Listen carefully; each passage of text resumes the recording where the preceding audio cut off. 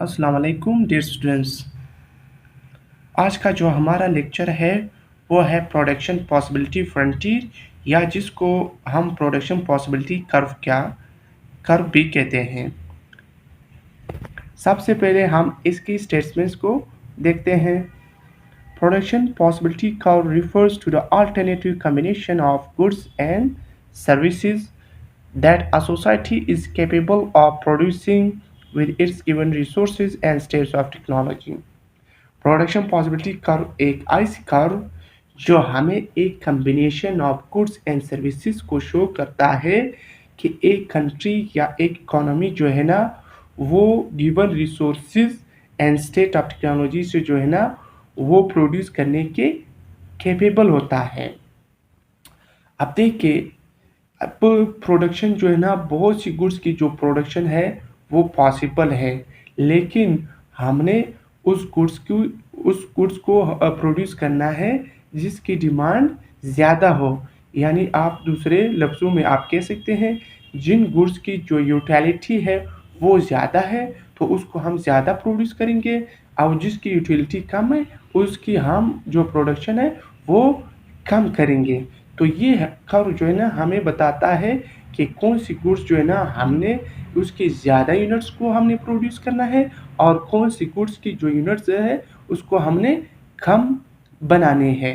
तो ये कर्व हमें प्रोडक्शन की पॉसिबिलिटी को बताता है। फिर इसमें हमने दो अजम्पशन लिया हुआ है। ये नंबर वन अजम्पशन क्या है? A country resources consist of only labour and capital. यहाँ पे इस प्रोडक्शन पॉसिबिलिटी कर्व में हमने अज्यूम किया हुआ है कि जो इकोनॉमी जो है ना या एक कंट्री जो की रिसोर्सेज है वो सिर्फ और सिर्फ क्या होना चाहिए? लेबर एंड कैपिटल होना चाहिए। ठीक। दूसरा अजम्पशन क्या है? The country produces only two goods. जो कंट्री होता है वो कितने गुड्स प्रोड्यूस कर रहे होते हैं? दो गुड्स। कितने गुड्स होना चाहिए? दो गुड्स। तो नेक्स्ट हम जानते हैं कि इसकी स्केड्यूल क्या है। ठीक। यहाँ पे हम इसकी स्केड्यूल को बनाते हैं। नंबर फर्स्ट हमारे पास ए कम्बिनेशन है, तो ए पे हमारे पास हमने सपोज किया यहाँ पे गुड, ये हमारे अल्टरनेटिव है, ये गुड एक्स है, ये गुड वाई है, ये स्लोप है। ठीक। तो यहाँ पे अल्टरनेटिव ए कम्बिनेशन में हमने कितने गुड्स यहाँ पे गुड एक्स से मुराद कोई भी गुड्स हो सकता है। ठीक। आप फूड भी कह सकते हैं, यहाँ पे आप क्लोथ भी ले सकते हैं, कोई भी गुड्स। यहाँ पे मैंने जस्ट आपको समझाने के लिए एक्स और वाई लिखे, आप कोई भी गुड्स ले सकते हैं। यहाँ पे मिल्क भी ले सकते हैं, यहाँ पे क्लोथ, यहाँ पे पेन, यहाँ पे कोई दूसरा बुक, कोई भी चीज़ आप ले सकते हैं। ठीक। तो यहाँ पे हमने सपोज करते हैं कि यहाँ पे हमने 0 गुड्स बनाए और यहाँ पे हमने 50 यूनिट्स ऑफ गुड्स वाई बनाए। ठीक। नेक्स्ट कम्बिनेशन पे क्या होता है कि बी कम्बिनेशन पे यहाँ पे हमने 1 यूनिट्स ऑफ गुड एक्स बनाया। अब 1 यूनिट्स ऑफ गुड्स एक्स को बनाने के लिए हमें कुछ न कुछ गुड वाई की जो यूनिट्स है वो गिव अप करने। तो यहाँ पे हम नेट सपोज करते हैं कि हमने 2 यूनिट्स इसको छोड़ दिए, तो ये 48। इसी तरह सी कम्बिनेशन, तो यहाँ पे 2 यूनिट्स हमने गुड्स एक्स के बनाए, यहाँ पे कितना है? 43 है। कितना है? 43। फिर इसी तरह डी है, डी पे हमने 3 यूनिट्स ऑफ गुड्स एक्स बनाए, यहाँ पे कितना है? 34 है। फिर इसी तरह ई है, 4 यूनिट्स बनाए, यहाँ पे 30 यानी 20 हमने बनाए यहाँ पे। फिर इसी तरह एफ है, लास्ट वन है, एफ है, यहाँ पे हमने कितने गुड्स बनाए? 5 यूनिट ऑफ गुड एक्स बनाए, यहाँ पे 0। ठीक। तो आप देख रहे हैं जैसे जैसे हम गुड एक्स की जो यूनिट्स को इंक्रीज कर रहे हैं तो गुड्स वाई की जो यूनिट है वो हम डिक्रीज कर रहे हैं।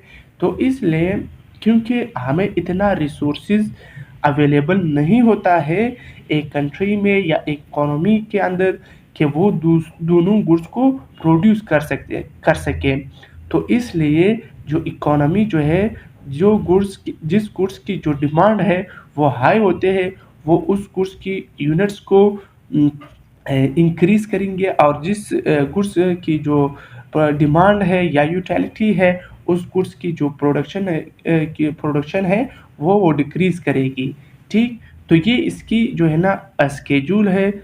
अब हम जो है ना उसको डायग्राम से भी, ये स्लोप है, यहाँ पे इसकी स्लोप, इसमें कितना डिफरेंस, स्लोप का मतलब है इन दोनों के जो डिफरेंस है वो, यहाँ पे 2 है, यहाँ पे कितना है 5 है, यहाँ पे कितना है 9 है, यहाँ पे कितना है 14 है, यहाँ पे कितना है 20 है। ठीक, ये इन दोनों के दरमियान में जो डिफरेंस है वो ये देता है।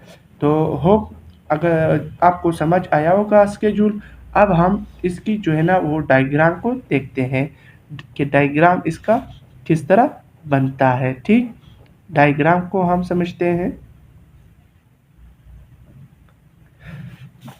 सबसे पहले हमने क्या करना है, एक एक्स एक्सिस लेना है, ये हमारे पास वाई एक्सिस है। ठीक, ये क्या है, वाई एक्सिस है, और ये एक्स एक्सिस है। ठीक, ये हमारे पास, यानी क्योंकि हमने गुड एक्स लिया है, यहाँ पे हम गुड एक्स लिखेंगे, और यहाँ पे इसको थोड़ा सा हम आगे थोड़ा सा बढ़ाएंगे। यह हमारे पास क्या है, गुड वाई है। ठीक, अब हम यहाँ से 0 है, यहाँ से 1, यहाँ से 2, यहाँ से 3, यहाँ से 4, यहाँ से 5। ठीक, ये समझ आ गया। यहाँ पे 50 तक है तो हम 10 से स्टार्ट करेंगे, 10, 20, 30, 40, 50। तो ये 10, 20, 30, 40, 50। ठीक, यहाँ तक समझ आ गया, कोई कन्फ्यूजन तो नहीं है, क्योंकि ये एक्स एक्सिस पर हम गुड एक्स लेंगे और ये वाई एक्सिस पे हम गुड वाई लेंगे। ठीक, अब जब हमने 0 यूनिट्स ऑफ गुड एक्स बनाए तो यहाँ पे हमने कितने गुड्स, यहाँ पे अगर आप देखें यहाँ पे हमने 0 गुड्स बनाए, यहाँ पे कितना 50, तो 0 पे कितना है 50 है। ठीक, फिर इसी तरह 1 पे हमने कितना गुड्स बनाए, यहाँ पे देखिए बी पे 1 पे 48, यानी 1 यहाँ पे है, 48 तकरीबन ऑलमोस्ट यहाँ पे है। ठीक, फिर 2 पे कितना है 43 है, ये है 43 तकरीबन यहाँ है। ठीक, फिर 3 पे कितना है 34 है, तो 34 कितना है यहाँ पे है ऑलमोस्ट। फिर जो है ना 24 पे कितना है 20, तो 20 ये है। फिर 5 पे कितना है 0 है, तो ये है 5 पे 0 है। तो ये हमारे पास एक ऐसी कर्व आ रही है। ये हमारे पास ए कम्बिनेशन है, ये हमारे पास बी है, ये हमारे पास सी है, यहाँ पे डी है, यहाँ पे ई है, यहाँ पे एफ है। तो ये जो कर्व बन रहा है ए से एफ तक, उसको हम प्रोडक्शन पॉसिबिलिटी कर्व कहते हैं। ठीक, यहाँ पे देखें, यहाँ पर जब हमने 0 गुड्स, यहाँ पे देखिए 0 गुड्स हमने इसके इतने यूनिट्स हमने बनाए यहाँ से यहाँ तक। जब हमने 1 यूनिट ऑफ गुड एक्स बनाई यहाँ से यहाँ तक, देखो ये इंक्रीज हो गया, 0 था अब यहाँ से यहाँ, अब ये पहले यहाँ था अभी यहाँ पे डिक्रीज हो रहा है। अब जैसे जैसे हम एक्स की गुड्स को बढ़ाएंगे ये डिक्रीज हो रहा है। देखो यहाँ पे ये 0 है, 5 यूनिट पे क्या है ये इतना ज़्यादा हो गया, और ये जो है ना 0 पे आ गया, यानी बिल्कुल इसकी प्रोडक्शन हमने बंद कर दी। तो ये जो है ना उसको हम प्रोडक्शन पॉसिबिलिटी कर्व कहते हैं। तो होप आप लोगों को समझ आया होगा। अगर आपको कोई भी कंफ्यूजन है तो आप विदाउट हेजिटेशन आप जो है ना कमेंट सेक्शन में बता सकते हैं। तो आज के लिए इतना ही काफ़ी है, इंशाल्लाह फिर नेक्स्ट नया लेक्चर के साथ मिलेंगे। अल्लाह हाफिज़।